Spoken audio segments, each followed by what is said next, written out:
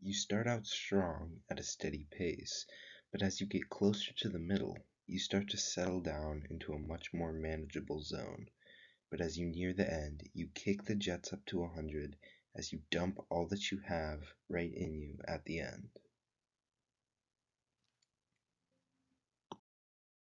This is what it feels like to read I Am Legend. The book, Matheson adequately uses the pacing of his novel, I Am Legend, to dramatically change the emotions the reader is feeling, confusing them when the pacing changes dramatically. This presentation is brought to you by Christian Nichter, a sophomore at Unibro Serra High School, who will guide you through understanding the long road trip that is I Am Legend. Evidence 1. The book's first half starts at a relatively slow pace, but as we get closer to the middle of the story, Matheson decides to dump on a slew of scientific descriptions and information about the elusive vampires.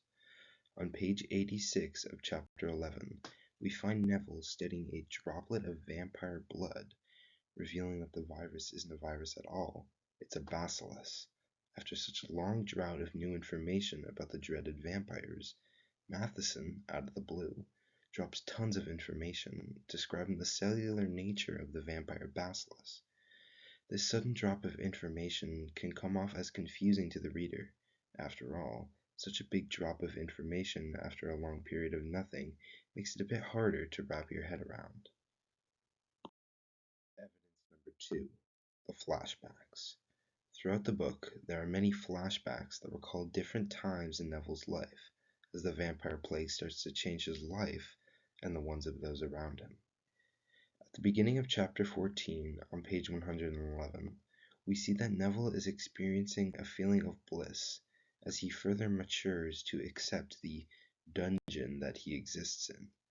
But then, the story suddenly comes to a halt and the clock is moved backward as we travel back in time, right as Virginia dies. Right when Neville is starting to find peace in his loneliness, we are brought back in time to his most tragic moment. Why does the author do this? This sudden change in pace and tone creates an uneasy feeling inside the reader, but that sudden change allows Matheson to give Neville much more development than he had before. Dramatically switching the tone allows the reader to embrace the emotions along with Neville, allowing them to feel what he is feeling. Remember, we are discussing Matheson's use of pacing throughout the novel I Am Legend, and how it can be confusing for the reader to understand. Now, on to evidence number 3. Suddenly, in the final 2 parts of the book, Matheson throws much of what we thought about Neville's situation out the window. You thought Neville was the only man alive? Well, you couldn't be more wrong. One day, while Neville is continuing with his regular schedule, he sees a woman walking by across the street. Robert is dumbfounded when he sees this. Later, after much arguing, he gets her to come inside his house and learns that her name is Ruth. After revealing what he learned about the disease to Ruth and catching her trying to escape, she lets Robert test her blood. After he tests the blood, it is revealed that Ruth is not a human. She is a vampire, a living one to be exact. She knocks out Robert and runs away, leaving only a letter behind.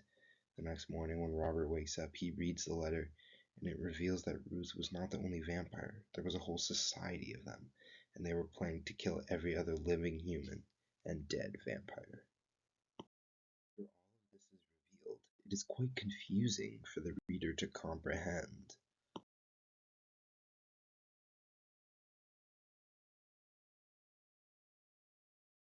come everything we have known about the world Robert was living in was wrong? Matheson confuses the reader very much by dumping so much information at once that it makes the ending of the book feel very rushed and incomplete. The overall big picture. While the way Matheson paces the book to manipulate the reader's emotions may not have been executed that well, you can use this as an example for other books going forward.